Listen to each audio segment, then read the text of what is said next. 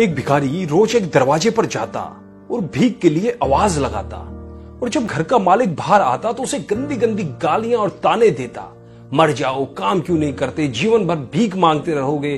कभी कभी गुस्से में उसे धकेल भी देता, पर भिखारी बस इतना ही कहता, ईश्वर तुम्हारे पापों को क्षमा करे। एक दिन सेठ बड़े गुस्से में था, शायद व्यापार में घाटा हुआ था। वो भिखारी उसी वक्त भीख मांगने आ गया। सेठ ने आओ देखा ना ताओ देखा, उसे पत्थर से दे मारा। भिखारी के सर से खून बहने लगा। फिर भी उसने सेठ से कहा, ईश्वर तुम्हारे पापों को क्षमा करे, और वहां से जाने लगा।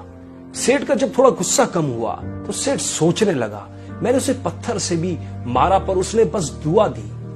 इसके पीछे क्या रहस्य है, जानना पड़ेगा। और वह भिखारी के पीछे चलने लगा। भिखारी जहां भी जाता, सेठ उसके पीछे पीछे जाता।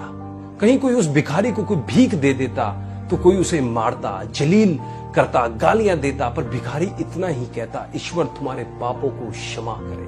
अब अंधेरा हो चला था। भिखारी अपने घर लौट रहा था। सेठ भी उसके पीछे था। भिखारी जैसे ही अपने घर लौटा, एक टूटी फूटी खाट पे एक बुढ़िया सोई हुई थी जो भिखारी की पत्नी थी। जैसे ही उसने अपने पति को देखा, उठ खड़ी हुई और भीख का कटोरा देखने लगी। उस भीख के कटोरे में मात्र एक आधी बासी रोटी थी। उसे देखते हुए बुढ़िया बोली, बस इतना ही और कुछ नहीं, और ये आपका सर कहां फूट गया? भिखारी बोला, हाँ बस इतना ही, किसी ने कुछ नहीं दिया, सबने गालियां दी, पत्थर मारे, इसलिए ये सर फूट गया। भिखारी ने फिर कहा, सब अपने ही पापों का परिणाम है। याद है ना तुम्हें, कुछ वर्षों पहले क्या नहीं था हमारे पास, पर हमने कभी दान नहीं किया। याद है तुम्हें वो अंधा भिखारी? बुढ़िया की आंखों में आंसू आ गए और उसने कहा, हाँ, कैसे हम उस अंधे भिखारी का मजाक उड़ाते थे, कैसे उसे रोटियों की जगह खाली कागज रख देते थे, कैसे हम उसे जलील करते थे, कैसे हम उसे कभी कभी मार व धकेल भी देते थे। अब बुढ़िया ने कहा, हाँ सब याद है मुझे, कैसे मैंने भी उसे राह नहीं दिखाई और घर के बने नाले में गिरा दिया था। जब भी वह रोटियां मांगता था, मैंने बस उसे गालियां दी। एक बार तो उसके कटोरे तक को मैंने फेंक दिया था। और वो अंधा भिखारी हमेशा कहता था, तुम्हारे पापों का हिसाब ईश्वर करेगा। मैं नहीं, आज उस भिखारी की बद्दुआ और हाय हमें ले डूबी। फिर भिखारी ने कहा, पर मैं किसी को बद्दुआ नहीं देता, चाहे मेरे साथ कितनी भी जाति क्यों ना हो जाए, मेरे लब पर हमेशा दुआ रहती है। मैं अब नहीं चाहता कि कोई और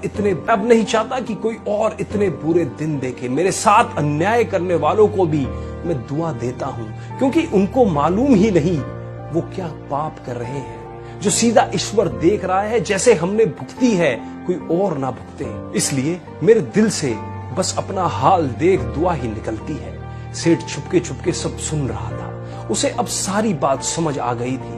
बूढ़े बुढ़िया ने आधी रोटी को दोनों मिलकर खाया और प्रभु की महिमा है बोलकर सो गए।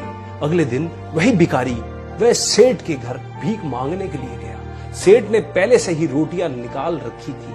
उसने भिखारी को दी और हल्की से मुस्कुराते हुए स्वर में कहा, माफ करना बाबा, गलती हो गई थी। भिखारी ने कहा, ईश्वर तुम्हारा भला करे, और वो वहां से चला गया। सेठ को एक बात समझ आ गई थी, इंसान तो बस बद्दुआ देते हैं, पर पूरी वो परम पिता परमेश्वर, वो ईश्वर, वो जादूगर कर्मों के हिसाब से करता है। तो